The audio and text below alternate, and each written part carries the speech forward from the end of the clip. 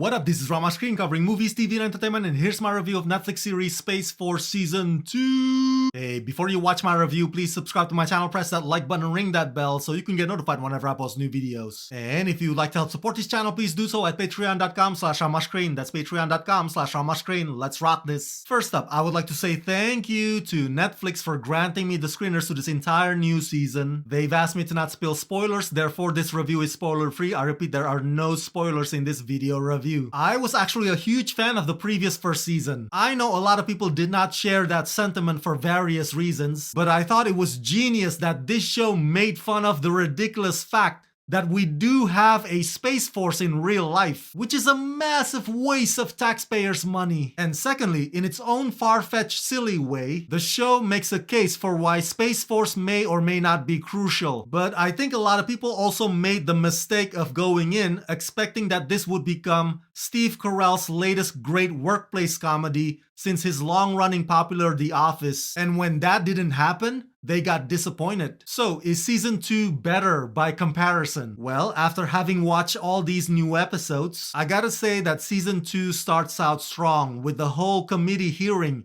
investigating what happened at the end of last season. SNL legend Tim Meadows especially steals the spotlight as the truth-telling, ball-busting general. In the first few episodes, the writers hit all the right notes from one scene to the next, and the jokes are snappy and they always play to the strengths of the characters. But then, episodes 5 through 7, it's like they run out of fuel. The final episode specifically feels like a swan song, like they're throwing in the towel. They have the characters do this sort of a deception scenario, but none of it is funny, much less clever. So, needless to say, unfortunately Season 2 is not consistent. Co-showrun by Greg Daniels and Norm Hitchcock, Season 2 of Space Force picks up with General Naird and his underdog team having to prove their worth to a new administration while dealing with interpersonal challenges. Will the group come together or fall apart under pressure? Space Force is only human after all.